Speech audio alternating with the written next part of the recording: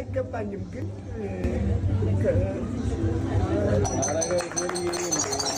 ድፍረት አይሆንብኝና ማወቅ ይቻላል ስንት እንደሆነ እንትኑ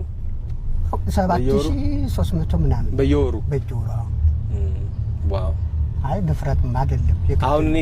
ጊፍት አዘጋጅቼላችኋለሁ እዚህ ጋር ዝም ብሎ ለመጀመሪያ ማለት ነው እንትን ለማለት ይሄው 50,000 ብር ለጀስት ለመጀመሪያ ወይኔ ልጅ ለትውውቅ ማርያምን ይሄ ደግሞ ለትውውቅ በጣም ብዙ ነገር ያሰብኩላችኋል በጣም ትልቅ ነገር ጋሽረው በጣም ትልቅ ነገር ይቀር የለማ ይሄው አመሰግናለሁ ተባረክ እንግዲህ የረገጥከው ሁሉ በእጄ ነካቸው ነገሮች ሁሉ ይባረኩ ገና ምን ታየ ብዙ ነገር ያዘጋጀሉላችኋል በጣም ብዙ ትልቅ ታሪክ እንሰራለን የምን ጦሮታ ነው ገና ጀግና ኢነርጂያችሁ በቃ በጣም የወጣት ነው እውነት አዎ እና በጣም ከዚህ በላይ ብዙ ነገር እንሰራለን ብዙ በቃ ያሰብኩት ነገር አለ ቲክቶካችሁ በቃ እኔ አማርኛ ይከብደኛል ግን ትልቅ ሰው ማናገር በጣም ይገባኛል በእውነት ይገባኛል በድንገት በወጣትነት ከጠራዋችሁ ይቅርታ አይ ሚን እንዴት ነው እንዴት ነው ደህና ኖት አርቲስት ግን አንድ ለራስም ነፃነት እንዲሰማ ምክንያት ያችን ነፃነትን እፈልጋታለሁ እኔ ላይም እንዲንጸባረቅ እፈልጋለሁ ስለዚህ ራሴ ልሁን አይ አንቱ አትበል አርቲስት አንቱ አይባሉ ምን ይባላል አንተ ልበል አሁን ለምሳሌ ፊልም እንሰራለን በለኸኛል አንተ አባዬ ልትለኝ ነው አይ አይደል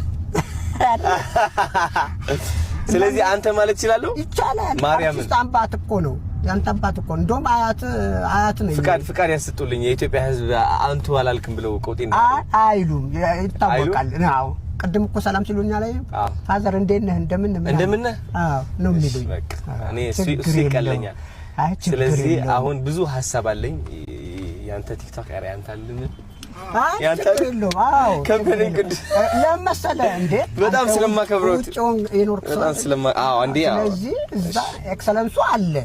እሺ በቃ እሱን ታሳቢ በማድረግ የወጣት ናቸው እስኪ ወጣት ነህ እስኪ ወጣት ነህ ነው አዎ እስኪ እንዴት ነው በል በወጣት በል እስኪ አሁን እኔ ያያት በላ እነሱ ያዩ ደህና ነኝ እግዚአብሔር ይመስገን ልጄ ሳንተስ አየህ ማቀራረብ ልጄ ሳንተ እንዴት ነህ አሁን ምን ብለህ ነው ደህና ኖት ልትለኝ ነው አይደለ እንዴት ነህ አንተ እሱን